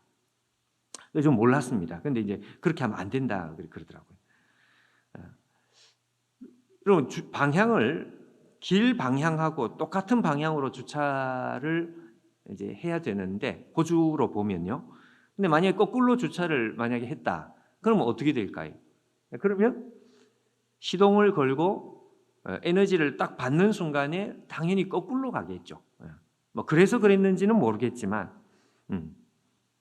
마치 그와 비슷하다 이거죠. 마치 마음에 이 방향 자체가 삐뚤어져 있으면 하나님의 은혜를 똑같이 받는데 이 사람은 은혜를 못 받는 정도가 아니고 은혜를 받는데 이 은혜가 독이 돼가지고 더 악해져요. 그거 참 희한해요. 예. 하나님과 더 멀어져요. 여러분 우리가 이것은 정말 절대로 잊지 않고 정말 이 땅에서 사는 날 동안에 이 영적인 원리는 늘 우리의 마음 속에 기억을 했으면 좋겠습니다. 내 마음의 방향이 삐뚤어져 있으면 그러면 주일날 와서 예배를 받는 그 예배의 자리에서 받는 은혜가 전부 독이 돼가지고 이전보다 훨씬 더 악해지는, 훨씬 더 멀어지는. 자, 결국 그래서 이 예배라고 하는 것은 결국은 방향 바꾸는 시간이다. 우리가 이렇게 정리를 해도 좋습니다. 방향을 바꾸는 시간이다. 그리고 회개라는 것은 뭐냐? 회개라는 것은 무슨 행동을 하기 이전에 말이죠. 방향을 바꾸는 것이다 이거죠. 방향을. 내 마음이 하나님을 향할 수 있도록, 다른 말로 하면 겸손할 수 있도록. 근데 겸손하지 않고 교만한 상태로 하나님 앞에 우리가 예배를 드리면 은혜를 받는 족족 더 세지는, 더 악해지는 이 큰아들입니다. 큰아들. 탕자 비유에 나오는 큰아들. 은혜 받고 더 악해지는. 이거 참 우리가 생각할 때는 말이 안 되는 말인데 근데 그게 실제로 말이죠. 제가 이사야 1장에 그 예를 든 이유도 바로 그것입니다. 성회와 더불어 악을 행하는 것을 내가 견디지 못하겠노라 그렇게 있습니다. 성회와 더불어 악을 행했다는 것은 예배 시간에 뭐 잘못 죄를 졌다 그게 아니라 예배 시간에 은혜를 받는데 그 성회와 더불어 하나님과 더 멀어지는 은혜를 받아서 더 멀어지는 이걸 말합니다. 이걸 은혜를 받기 때문에 오히려 하나님 앞에 더 굳어지는 그걸 하나님은 견디지 못하겠노라 이렇게 이제 말씀합니다. 자, 여러분 오늘 말라기서가 말씀하는 것이 이제 바로 이것인데 의로운 태양이 떠올랐는데 이 의로운 태양 앞에서 두 가지가 있다 이것입니다.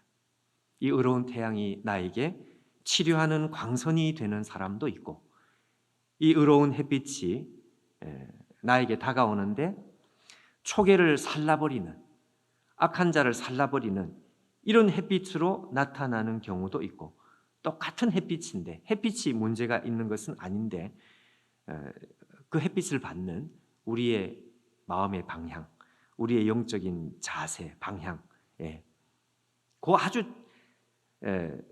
아주 작은 방향이죠. 작은 것이죠. 이 어떻게 앉느냐, 어떻게 서느냐 그 방향인데 거기에 따라서 이게 달라지는 것이다 하는 것입니다. 자, 그래서 여러분 오늘 이 새벽에도 우리가 다른 걸 바꿀 생각을 할 것이 아니라 우리가 가진 영적인 우리의 방향, 그걸 우리가 바꿔야 되겠습니다.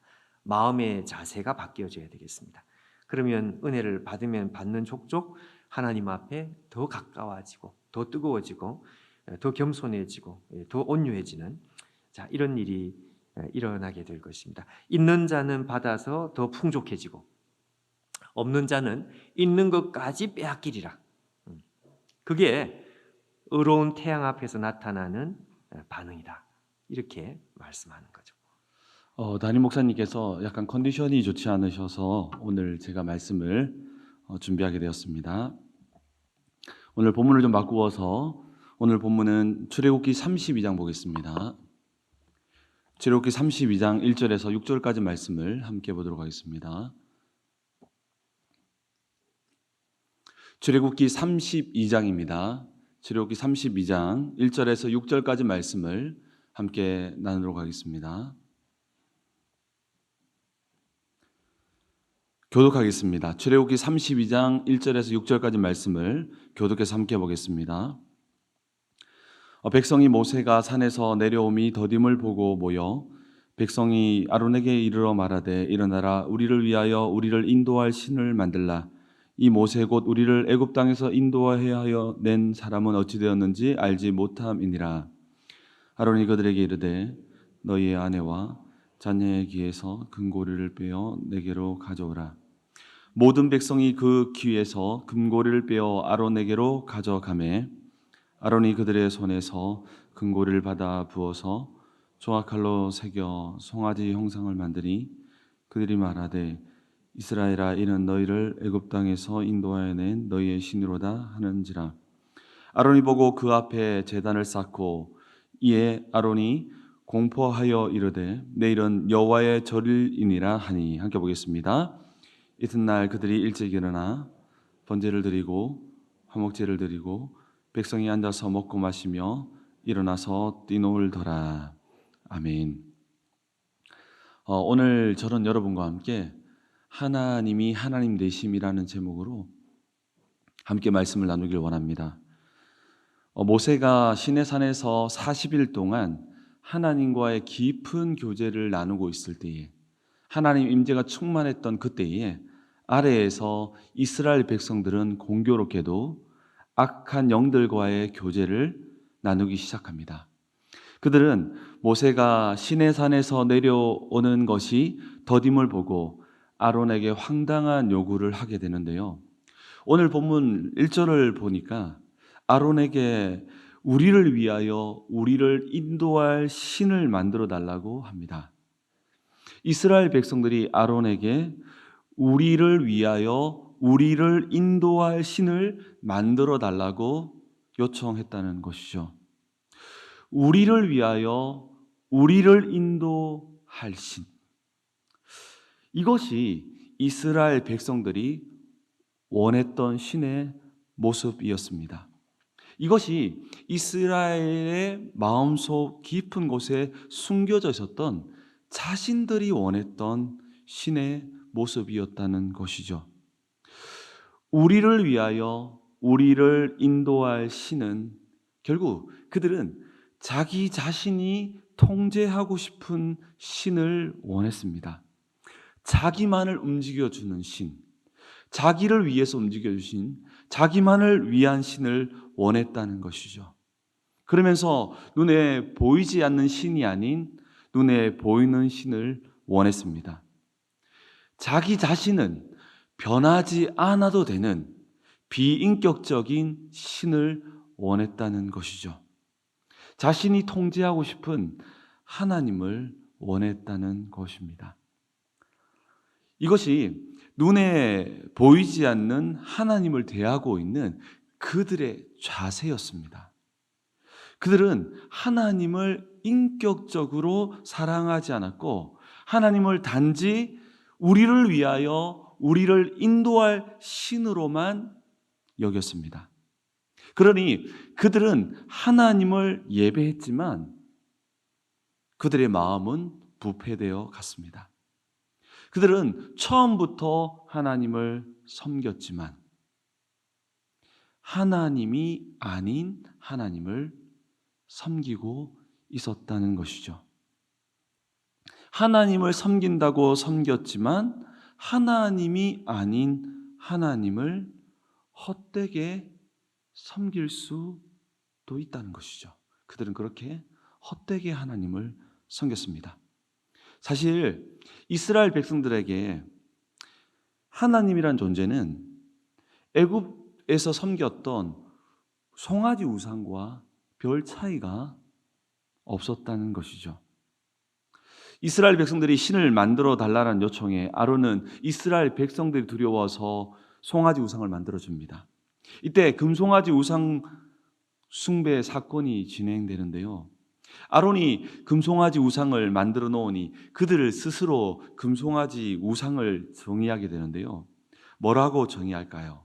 오늘 본문 4절 말씀을 통해서 우상을 어떻게 그들이 정의하는지를 함께 보겠습니다. 4절 말씀을 다시 한 번 더 읽어보도록 하겠습니다. 읽겠습니다. 시작.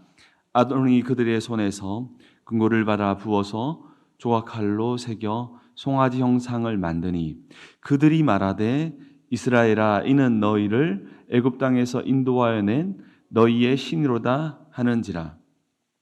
여러분, 금으로 만든 금송아지를 한번 상상해 보십시오. 금방 만든 금송아지 얼마나 크고 얼마나 화려했겠습니까? 금으로 만든 지 얼마 안 된 이 금송아지는 굉장히 빛나고 화려하고 정말 그 빛이 났을 것입니다. 이스라엘 백성들은 화려한 금송아지 우상을 보는 순간에 뭐라고 고백합니까? 이스라엘 백성들은 서로 이 금송아지 우상을 애굽 땅에서 인도하여 낸 신이라고 고백합니다. 그 금송아지의 그 찬란함과 그 화려한 빛이 우뚝 섰을 때에 그들이 말합니다. 이스라엘 백성들이 뭐라고 말하냐면 이곳은 애굽 땅에서 인도하여 낸 자신의 신이라고 고백합니다. 그들이 생각하는 하나님이라고 고백합니다. 여기에 쓰인 신이라고 하는 이 단어는 4절의 이 신은요, 헬라어로는 우리가 알고 있는 엘로힘이라고 하는 단어입니다. 이 엘로힘이라고 하는 단어는 물론 복수형의 하나님이라는 뜻도 있지만 일반적인 통상적으로 쓰이는 신들이라는 뜻도 함께 가지고 있습니다. 금송아지 우상 앞에 감탄하는 이스라엘 백성들 앞에 아론은 또 이스라엘 백성이 두려워서 송아지 우상 앞에, 감히 송아지 우상 앞에 하나님을 예배하는 예법으로 제단을 쌓습니다. 거기서 멈추지 않고 여호와의 절기를 선포하며 다음 날에는 송아지 우상을 세워놓고 그냥 이방 신의 모습으로 예배하는 게 아니라 그 우상 앞에 하나님을 예배하는 방법으로 번제와 화목제를 드립니다. 그 후에 백성들은 앉아서 먹고 마시며 일어나서 뛰놀았다라고 성경은 기록하고 있습니다. 사실 이 장면, 그냥 겉으로 드러나는 이 장면과 오버랩되는 장면이 있습니다. 어떤 장면이냐면 시내산에서 하나님과 언약을 맺었을 때 그들은 축제 속에서 함께 먹고 마시면서 즐겼지만 오늘은 다른 장면이었습니다. 시내산에서도 분명히 하나님과 언약을 맺었을 때에 이와 같은 모습을 보였지만 오늘은 하나님의 엄청난 진노를 일으키게 됩니다. 이 송아지 우상 사건을 통해서 정말 하나님이 얼마나 화가 나셨는지 이스라엘을 징계하는 게 아니라 이스라엘 전체를 진멸하시죠. 완전히 다 쓸어버리려고 하셨습니다. 그러나 나중에 성경을 읽어보면 아시겠지만 모세의 기도를 통해서 결국 3,000명만 죽는 징계를 당하게 됩니다. 여러분, 하나님이 정말 이스라엘 전체를 진멸하고 풀 만큼의 엄청난 분노가 하나님께 올라왔습니다. 과연 이 우상 사건은 하나님께 어떤 의미일까요? 여러분, 금송아지 우상 사건은 단지 우상 숭배 사건이 아닙니다. 이 사건이 우리에게 어떤 메시지를 던지고 있는지를 주목해야 하는데요. 금송아지 우상 사건의 본질은 무엇일까요? 금송아지 사건은요, 단순히 우상숭배 사건이 아닌 사실상 평상시 하나님 앞에 이스라엘 백성들의 부패한 마음을 드러낸 사건입니다. 금송아지 사건은요, 눈에 보이지 않는, 마음은 눈에 보이지 않지 않습니까? 눈에 보이지 않는 이스라엘의 마음의 실체, 하나님을 대하고 있는 이스라엘의 마음의 실체를 드러낸 사건이 바로 금송아지 사건입니다. 하나님께서는요, 금송아지 사건을 통해서 오랫동안 숨겨져 있었던 이스라엘의 속마음의 실상을 드러낸 것입니다. 금송아지 사건은요, 사실 순간적인 실수나 충동적으로 일어난 사건이 아닙니다. 평상시에 이스라엘 백성들이 하나님을 예배하는 마음을 드러낸 사건이 금송아지 사건입니다. 평상시 잘못된 자세로 하나님을 섬기는 그 이스라엘의 마음을 이 사건을 통해서 눈에 보이도록 드러낸 사건이라는 것이죠. 그렇다면 평상시에 이스라엘 백성들은 하나님을 대하는 마음이 어땠을까요? 그들은 하나님을 인격적으로 사랑하지 않았습니다. 인격적인 하나님의 관계 속에서 하나님을 예배하지 않았다는 것이죠. 그들은 하나님을 섬겼고 하나님을 불렀고 하나님을 예배했지만 하나님을 우상처럼 대했고 우상처럼 예배했습니다. 그들은 하나님을 단지 우리를 위하여 우리를 인도할 신으로 대하며 예배했다는 것이죠. 이런 평상시 하나님을 대하는 잘못된 마음의 실상을 눈에 보이도록 드러내신 사건이 바로 금송아지 우상 사건이라는 것이죠. 결국 금송아지 우상 사건은 이스라엘이 하나님을 어떻게 대하고 있는지를 드러낸 사건이라는 것이죠. 그들의 마음에는 하나님을 섬긴다고 했지만 실상은 하나님이 아닌 하나님을 섬겼다는 것이죠. 이것이 바로 금송아지 사건의 핵심이 됩니다. 그들은 하나님이 아닌 하나님을 향해 절기를 지키고 번제와 화목제를 드리며 예배했다는 것이죠. 이러한 부패한 마음을 가지고 금송아지 사건을 통해서 하나님은 그들의 실상을 드러냈을 때에 바로 너희들이 이렇게 하고 있어. 금송아지 우상을 세워놓고 번제와 화목제를 드리고 있고 절기를 지키고 있어. 드러냈을 때 그들은 어떻게 했습니까? 회개하기보다 먹고 마시고 뛰놀았습니다. 그런데 오늘 본문의 6절에 뛰놀았다라고 하는 이 단어는 결국 하나님으로 예배할 때 형식과 방식이 비슷해도 전혀 다른 열매를 맺게 되는 것을 뛰놀았다라는 단어를 통해서 보여줍니다. 아까 제가 설명했다시피 오늘 이 장면들만 볼 때는 하나님과 언약을 맺었을 때의 장면과 비슷하지만 뛰놀았다라는 이 단어 속에서 정말 어떤 하나님을 섬기냐에 따라서 아무리 모양이 비슷하다 할지라도 정말 전혀 다른 열매를 맺게 되는 것을 뛰놀았다라고 하는 단어에서 살펴볼 수 있는데요. 이 뛰놀았다라고 하는 이 히브리어 단어는요, 그냥 뛰놀았다는 의미가 아니라 성적으로 타락한 행동을 상징하는데요. 그들은 더럽고 음란한 짓을 저질렀던 이방 종교의 모습을 그 속에서 저질렀음을 이 단어에서 우리에게 보여줍니다. 그렇기에 어떻게 예배하느냐도 중요하지만 오늘 우리는 어떤 하나님을 예배하느냐가 더 중요하다는 것이죠. 금송아지 사건은 단지 우상 숭배의 문제만이 아닌 하나님이 아닌 하나님을 섬겼던 그들의 마음을 드러낸 사건이기에 금송아지 사건이 일어났을 때에 하나님께서는 이스라엘 마음의 부패를 지적하십니다.